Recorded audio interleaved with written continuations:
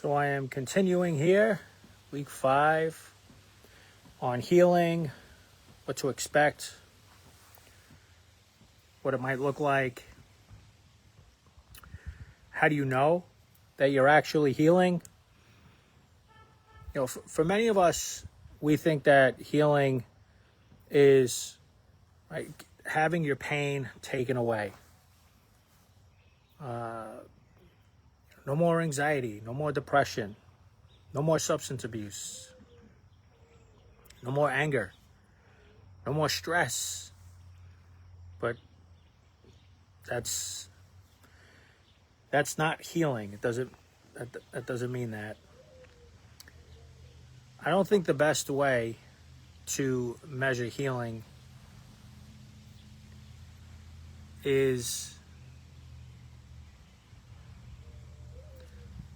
through what I was just talking about. So be mindful. Don't fall into that trap. I think healing is measured by something much different. Right? It's what expands your capacity to show up in life. Capacity is a powerful way that we can start healing, especially showing up as a spouse and as a parent.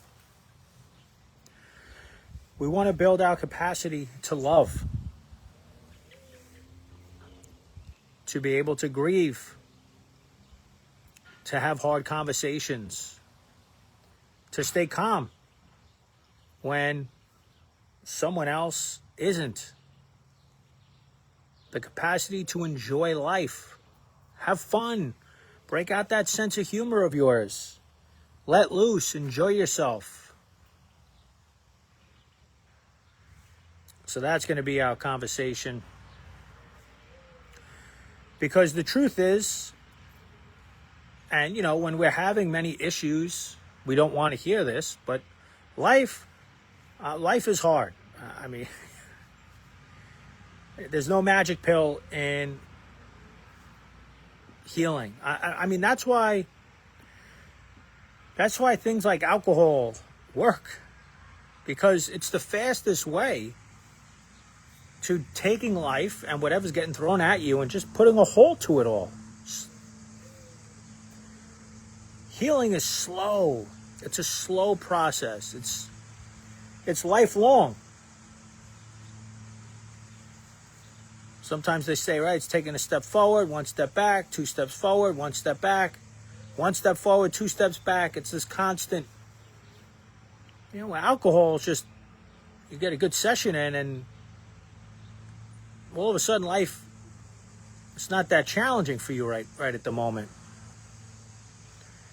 And I use alcohol because it's relatable for me and my journey, but I mean, there's so many other forms of how people try to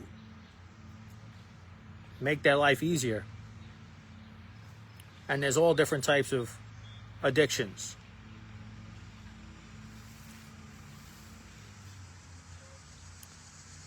Another misunderstanding or misconception is, you know, well, my kids are not going to trigger me anymore. So if I'm working with Jared and we're doing this healing work, then like, man, I'm just going to show up in the house, you know, I'm going to be so peaceful and my kids are just going to listen to me and they're going to be respectful.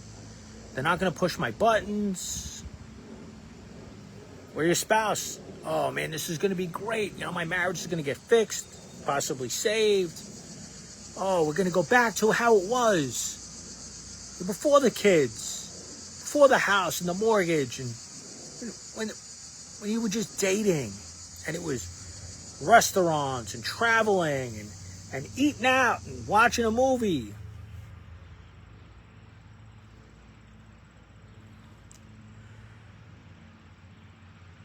Or somehow, some way, when you start this process, you know, your boss and your job are just gonna, you know, you're gonna show up every day, big smile on your face, just loving it.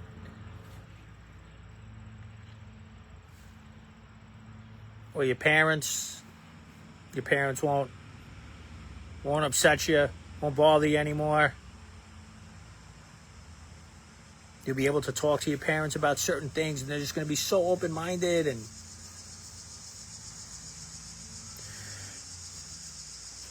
life is life, and it just doesn't work that way. It's challenging. It's just... So I use the capacity for us to how we show up. I think that's a healthier marker.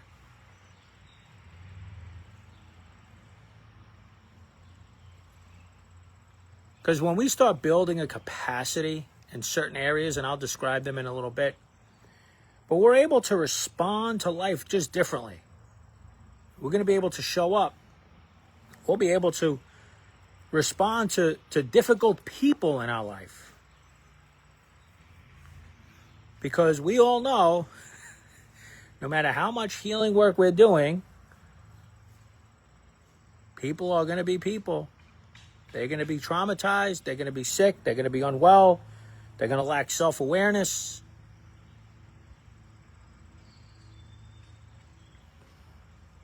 They're going to be difficult. So, your life on the outside might look the same. But it's about you becoming different. And I truly believe that is a much more hopeful and healthy way to look at healing. So, think about this question. How much discomfort can you handle before you start to unravel, before you lose it? Think about it for a minute. How much anger from somebody else can you tolerate? Think about that. Your spouse is disappointed, maybe or maybe not with you. But how do you handle that? How do you show up to your spouse feeling disappointment?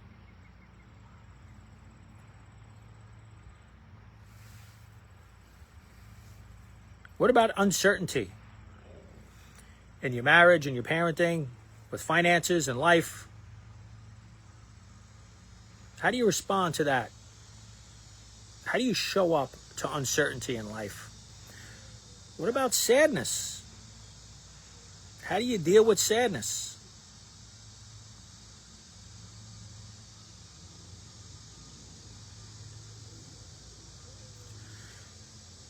In my experience, many of us do not have a huge emotional window.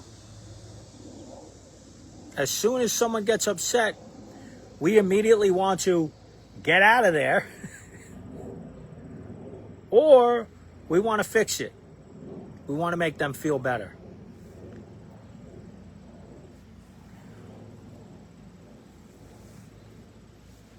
Maybe we get angry and attack, or we defend ourselves. Maybe we raise our voice, we get a little louder. If our spouse is angry, we get angrier.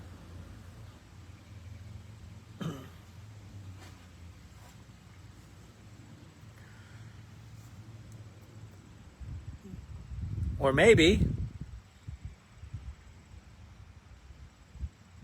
you try to control the people in your life before they can get upset, before they feel disappointed.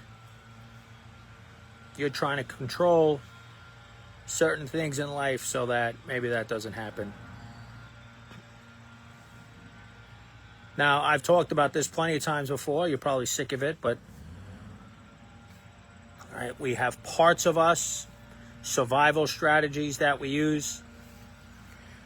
But again, going back to the capacity, building the capacity to allow your spouse to be angry. That's okay. I shouldn't get all jarred in here because my wife is angry. In fact,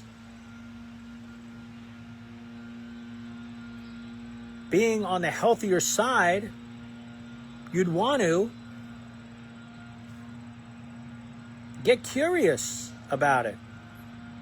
Where's the anger coming from? Maybe even just talking to them. Hey, I noticed that you're really upset right now. Is there something you want to talk about right now? Do you want some space? Right? You're not taking, this is not you don't have to get defensive. This is not a personal attack. This is a genuine, you good?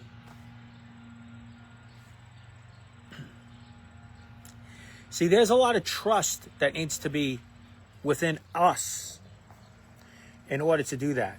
We need to be able to trust ourselves to be able to handle somebody else's anger and how they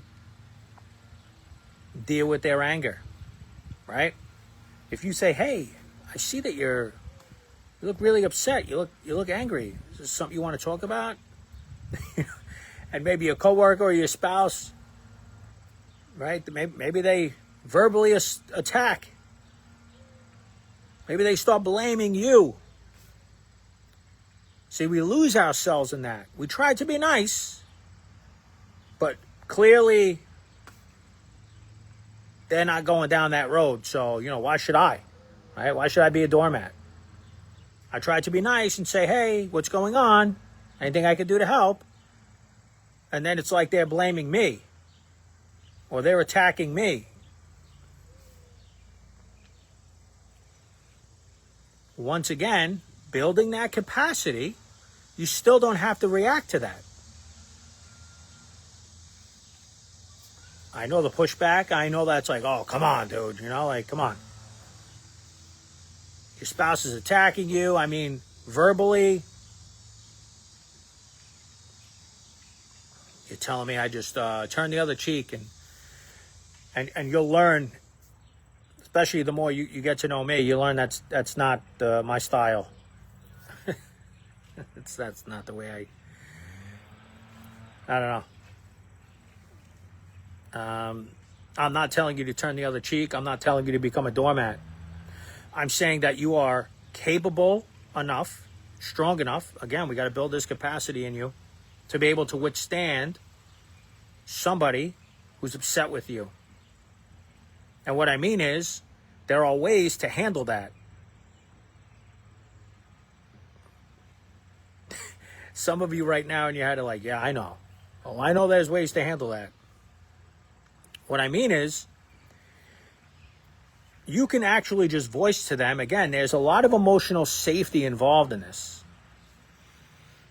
But you could voice to them, right? When somebody's dysregulated, you got to be very careful when you're trying to talk and communicate. When somebody's dysregulated, because a lot of times it might not work. So you could say, hey, I know that you're really angry, but I feel like you're coming after me right now. And maybe that wakes them up a minute. Like, oh my goodness, you're right. Oh, I had such a terrible day and I'm blaming you. Oh, I don't want to do that, So maybe you give them a minute to take a step back and catch themselves. Or maybe you say, hey, I feel like your anger is being directed towards me. You're coming after me a little bit. And instead of becoming self-aware of it, maybe they get more upset. So again, instead of getting pulled in and getting defensive, getting angrier, we do what we need to do. If we have the capacity to withstand what's happening, then we can stay in there. We could just allow the spouse to just be.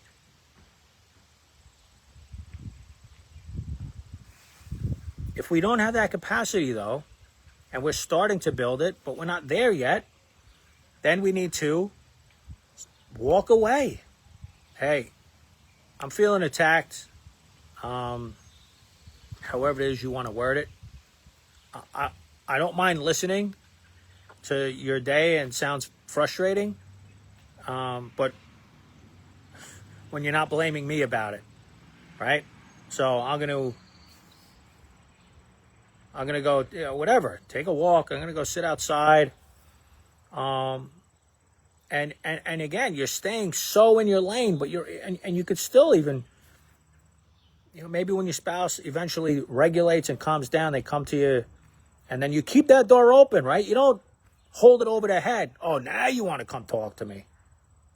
Oh, now you were just yelling at me before, and now all of a sudden you want to be best friends, right?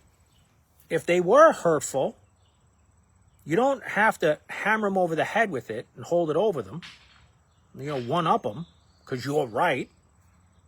No, you could say, hey, listen, now that you've calmed down and,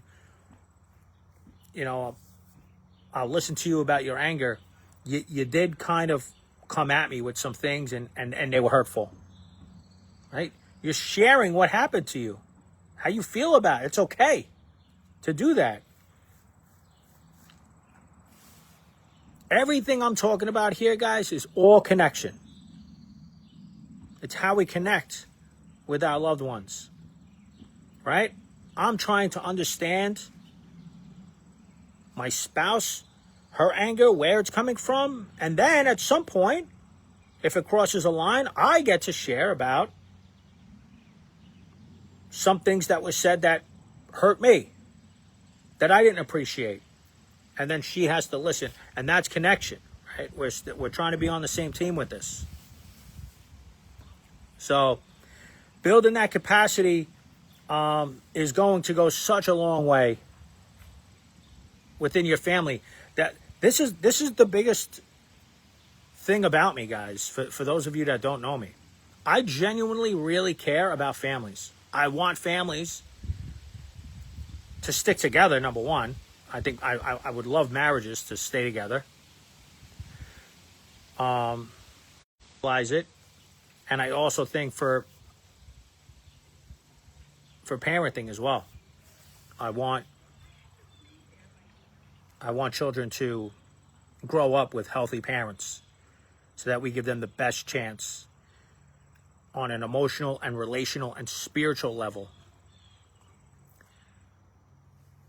to succeed in their own relationships as they get older. So that's what I want when it comes to families. I think once we start there, I think it really, like the pebble in the windshield, I think it just starts, it spider webs out, right, into our neighbors, into our neighborhood and community. So I think family is where it's at. And so that's why I talk a lot about marriage and parenting. Especially coming from, where my own experience. So I'm going to give you guys a story. I'll post this on Instagram possibly, but, I know there's people out there that post their kids on Instagram. I'm not really comfortable with that, so you're not going to see me doing that. I mean, there'd be a lot of content if I just walked around my house with my phone on, ready to go. But my home is my home. And my son is still young. And I don't know. My wife agrees with me. We agree with each other on this. Especially, I have the public account and, things like that. So I don't incorporate him into, like, my reels. But there was one recently that I wanted to share with you guys, a story with what happened with me and him, and where I've come from in terms of my own parenting and how I show up as a dad. So anyway, my buddy reached out to me the other day, and he's like, "Hey, it's nice out." He says, "Come by the pool. We're going to barbecue." So I'm like, great. It's beautiful out. It gives me and my son something to do. And my son and his son are just a year apart. They've hung out before. They're friendly. So all good there. I'm like, let's do it. So the day of, I tell my son, I'm like, yeah. I said, we're going to go to our friend's house and hang out. And I thought, usually he loves when I make plans. But this time, he was a little apprehensive. He was like, oh, okay. And then as the day went on, I said, we're going to be gearing up to leave soon. I said, let's make sure that, we go to the bathroom and, let's make sure we have some snacks. We'll pack the beach bag up to head to the pool. And he's like, no, I don't want to go. Now, he didn't want to go because he was very nervous. And I know that's why he didn't want to go. And I said, I already said we're going, and it's a beautiful day. What are we going to sit inside? Like, let's go out. And he's like, no, I'm not going. Like, just like that. So I just started packing the stuff up, started packing the bags up, got our water bottles, all that stuff. And then I gave him I said, all right, listen, we're heading out in about 15 minutes. And he was like, he just got really, really emotional. And he started crying. And he's like, I told you I didn't want to go. Why you can't force me to go? And just started, crying and ran down the hall and went into the bedroom and just got really upset. So a couple of things are going on in that moment, and I'm sure for a lot of you as well. I could be highly triggered by that. I could get good and pissed off.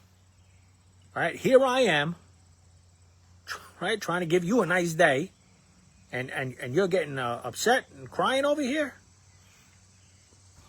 I could shame him, right? What are you doing? What are you doing? What are you crying? Dude, stop it. Come on. You're going to a pool. Like kids have it a lot worse. That's shaming. Or his emotions can trigger me and dysregulate me so bad that I get anxious and fearful and give in and say, whoa, I don't want to traumatize him. I don't want to upset him. So, you know what, bud? Don't worry about it. We don't have to go. I'm sorry. I didn't realize it was going to get you this upset. We don't have to go, right? I could have went that route. All of those routes are not the route I want to go. I consider all of those routes unhealthy, not good for me or for him. So,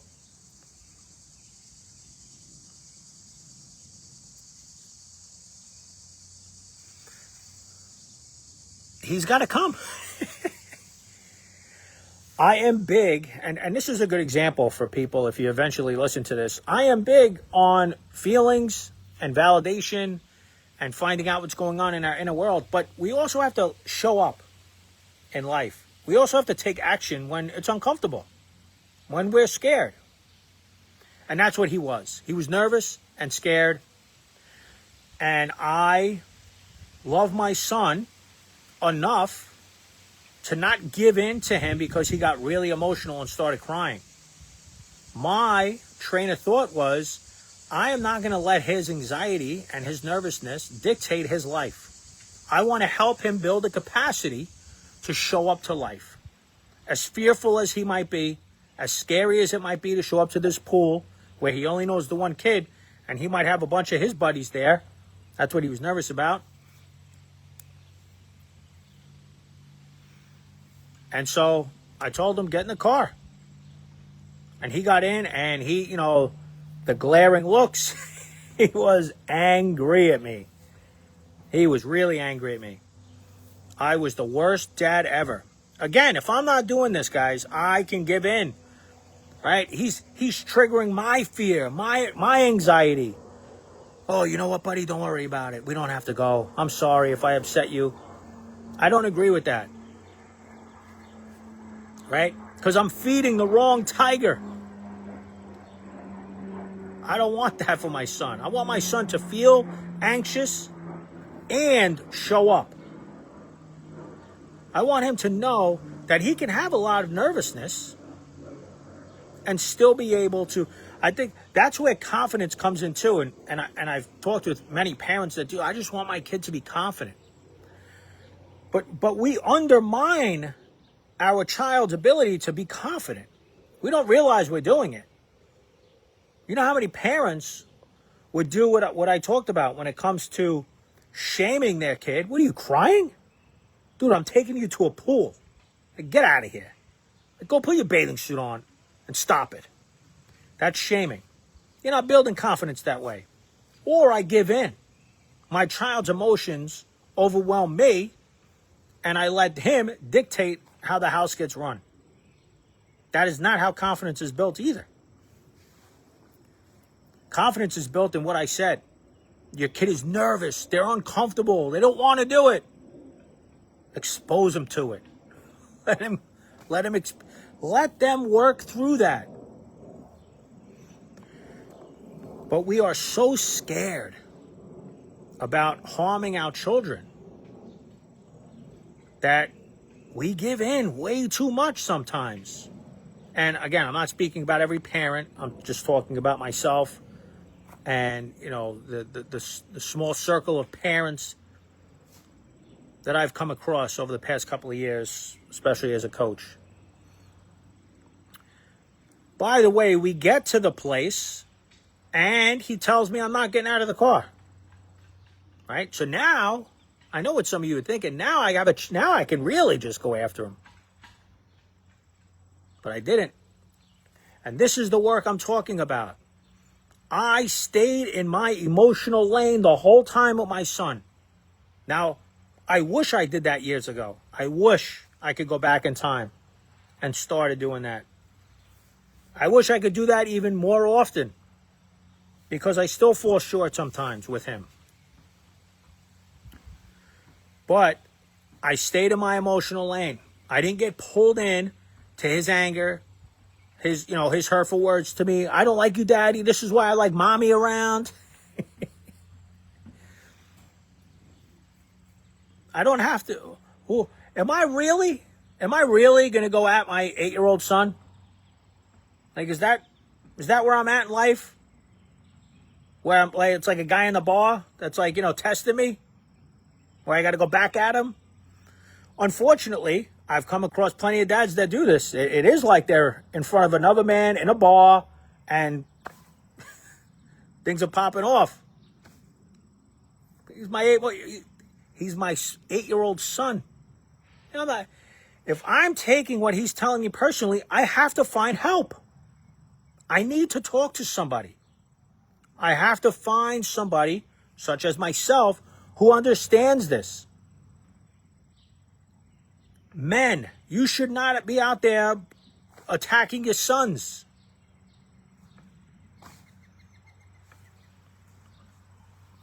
Again, I'm not saying they dictate the home, but taking things so personally with how your sons are. That's not your son. That's a you problem. And I pray, because I'm a firm believer in prayer, and I've been praying for many years. I was taught how beneficial it is, and I haven't stopped. I pray for men all the time that they come around to my, not even just mine, it's like this type of showing up as a healthier father. So my son, he doesn't want to get out of the car. We sat in the car for 30 minutes, and you're saying again, oh my goodness, 30 minutes you sat in the car at the pool? What are people thinking? Not my responsibility to find out what people are thinking. My son needs me on an emotional level, and I'm capable enough, because I've built that capacity over the years, to be there. So,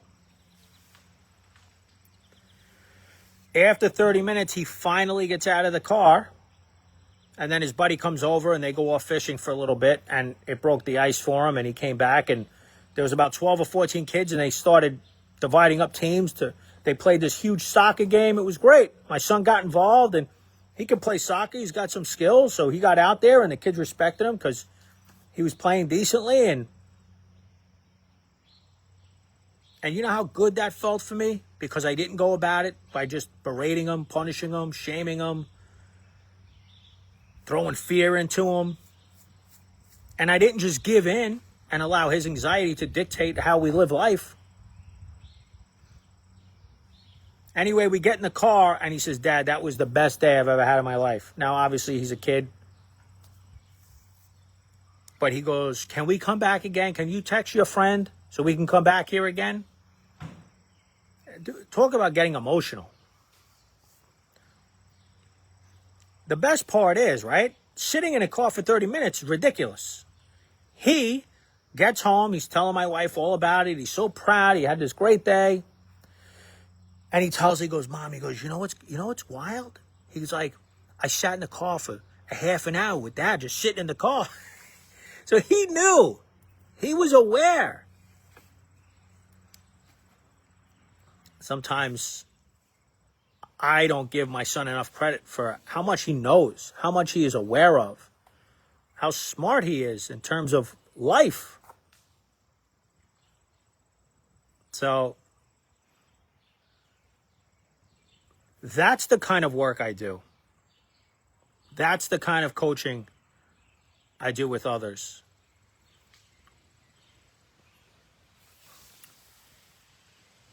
So, a lot of this capacity stuff, the same thing I talked about with my son can apply to marriage. So, here's the other thing I don't agree with. Take it or leave it. I'm happy. I'm unhappy in my marriage, so I'm out. I'm not down with that. My spouse, I thought was going to be treating me a lot better, and I thought it was going to be, I don't know, I thought we were going to always have fun, and, I don't subscribe to that, Hollywood style of marriage. Marriage can get ugly. Marriage is hard. I mean, you're with somebody for so long, you're just bound to constantly always hurting each other somehow, some way.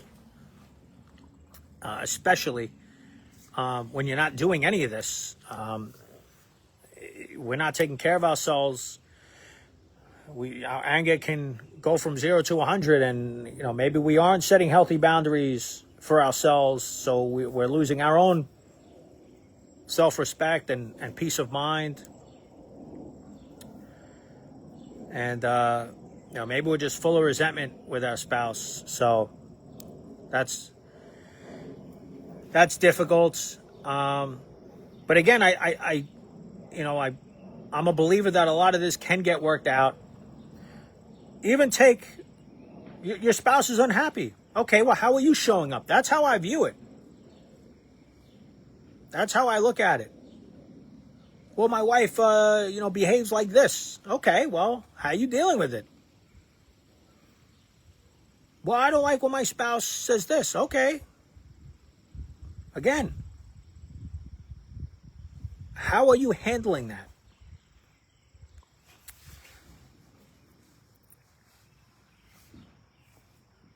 Unhappiness, I don't know. I believe it's part of life. Being unhappy at times. It's real.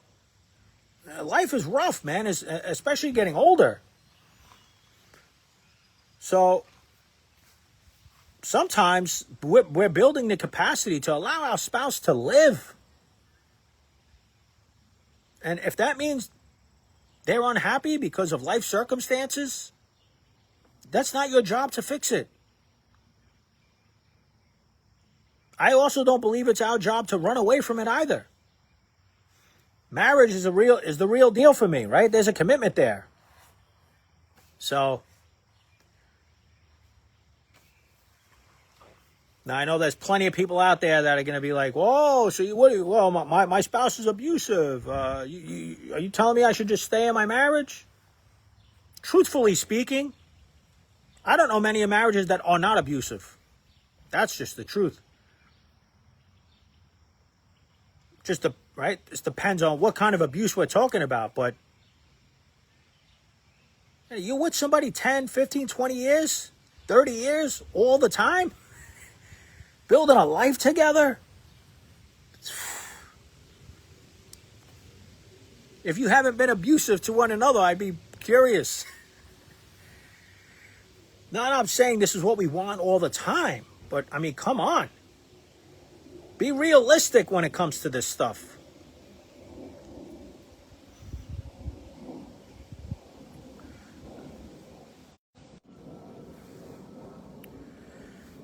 So,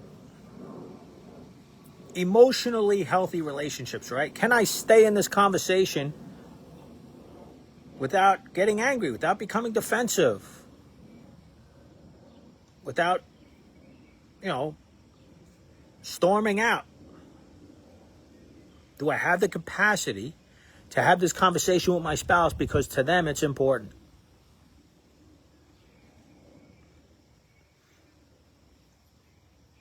Can I hear? Do I have the capacity to hear that I hurt someone? That my wife maybe is telling me how I hurt her, whether it's today or in the past, that she's been carrying? Same with your marriage? Or maybe your spouse is telling you how you hurt your children. Maybe, how you showed up, your anger, maybe not showing up because you're always, out or at work, whatever the case is. What's your capacity to handle that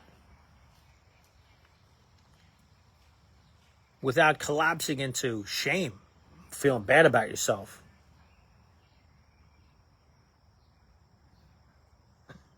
Can you listen to your spouse and what they have going on without, trying to win the argument?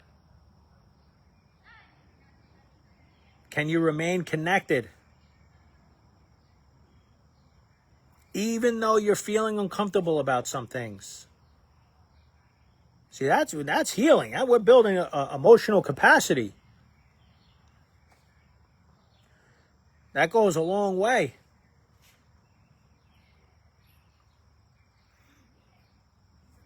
A lot of what I'm talking about too hits on boundaries. This is something I didn't grow up learning. Nobody from my neighborhood was like, hey, you don't forget to set that boundary. You cross people's boundaries, you didn't even know you were doing it. So, and the other thing too is, and I thought like this too, when people think of boundaries, they think it's about changing somebody else, right? I'm putting a boundary on you. That's not an effective boundary. Boundaries are about me and how I show up. Right? Boundaries are more about like what actions I am going to take, not necessarily you.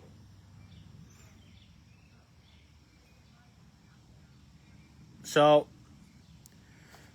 setting a boundary with healing is I love you, but I can't continue to have this conversation if you're yelling at me. That's a solid boundary. You're still trying to maintain connection. That's the way to go. Or, I know this may disappoint you, but I just need to be honest.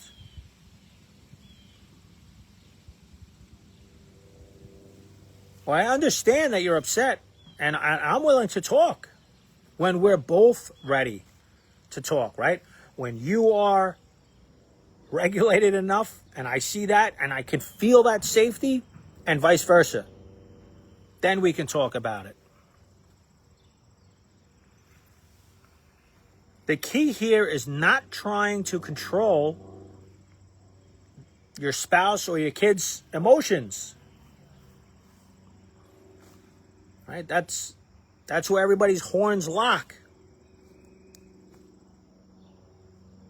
Everybody has a right to their own emotions.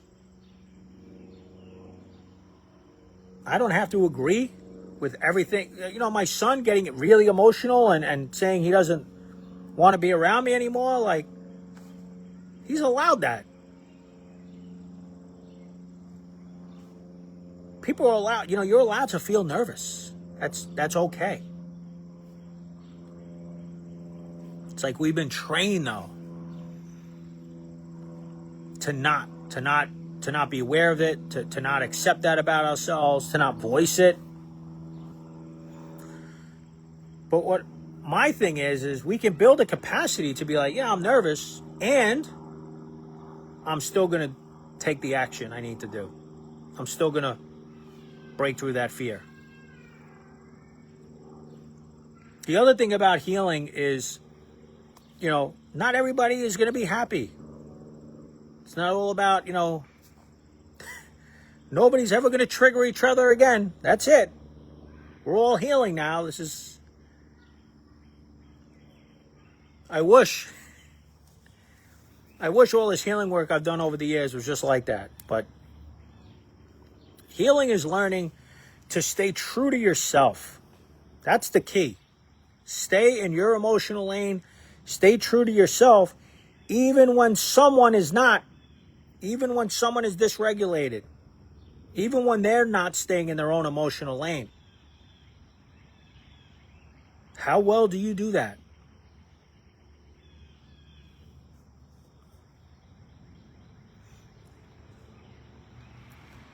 So, last couple of minutes, I'm going to close out with joy. Meaning, like, enjoy life. As hard as it is, as unhappy as times can get, there's still joy that can be found in life. So I believe, you know, healing doesn't just increase your capacity for hard things. It increases your capacity for beautiful things in life. Right? Where it hits us differently. We can soak in things from life that really move us. To be able to laugh, to play, to receive love, to sit in peace without waiting for something bad to happen. There's so much freedom in that. You know how many people I've come across over the past 16 years that they're locked up. And when I say locked up, some of us might think, oh, they went to prison. It's like, that's a physical lockup. I'm talking about mentally, spiritually. They can't enjoy, they can't play. They can't laugh in healthy ways. Even receiving love is very uncomfortable for people. They can't take it in. So as you heal, that's what I help people step into. Your life is going to start getting bigger. You become more present with your kids, right? That mindfulness, that stuff is real. More patient with your spouse. More patient with your kids. I get it. Kids are tough, you know. But how often are we irritated with our kids? What message is that sending? How often are we annoyed when our kids ask us a question? You know, kids are naturally playful. They're so spiritual, little kids. Right? They're just curious and want to play and have fun and enjoy. And if we aren't taking care of ourselves, we're annoyed. We're bothered by them. How do you think that feels for them, for a little kid? I can help you. Think about it this way. If you are around your spouse every day and you're trying to have a good day or a good night and they're just annoyed at you, Maybe you've had a great day or you got some good news and you want to share it with your spouse so bad. And they're just like irritated by you. How do you think you're going to feel? Somehow, some way, right? We will look at our marriage and we'll see it for what it is. Like, oh, I wouldn't, my spouse better not act like that all the time. If I got good news and they're my best friend and I want to go home and share it with them and they're constantly irritated or annoyed at me, like, I'm going to feel a type of way about it. What's going on here? But when we think about our kids, we don't think like that. We kind of just brush it under the rug. We're like, I'm stressed out, I'm busy, life, I'm an adult, we got 100 things going on. It's like, slow down and think about what it's like to be a 5-year-old, an 8-year-old. And you keep going to your parent, who, by the way, they freaking idolize. And they're just annoyed. And I don't mean annoyed once in a blue moon. I'm not talking about that. I'm talking about this on a regular basis, right? That's hard, right? Because kids start picking up on that. And you want to know, when I talk to kids, I don't think my mom wants me. That's what comes out of that. And that's the truth. If you were a spouse doing that, you'd think the same way. Like, geez, my spouse, do they love me? Man, they're always like annoyed at me. They're always irritated at me. Or irritated with me. Geez. I don't feel loved. So, again, become more present with our kids and patient with our kids and our spouse. More connected with our friends. More comfortable being uncomfortable.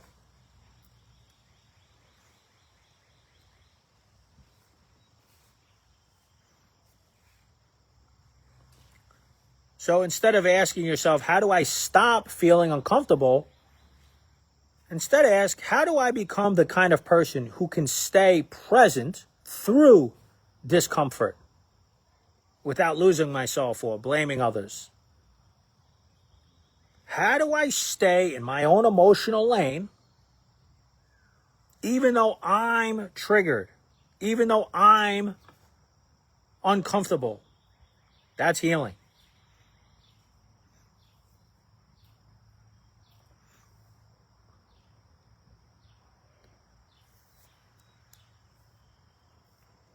We're opening up the channels for emotional availability.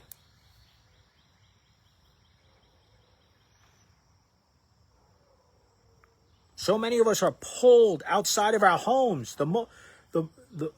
Where we need to be the most mindful and present and patient is in the home. But we're pulled in all these 100 ways because of life, that we have a hard time being available for our family sometimes, or available for our spouse within our marriage, or for our friendships, even for ourselves.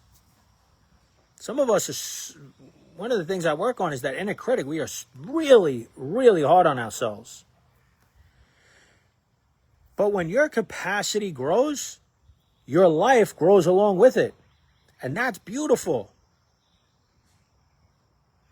So I'm going to end there on that. Like usual, this will be on Facebook for 30 days before it gets deleted, but I will move it over to my YouTube channel, Hull Healing. You can head on over there and check it out. I'll post that in a couple of days probably. Usually when I move it over to YouTube, I will put it on my story and let people know, give them the link so it could take them right over there to it. Anyway, have a good night.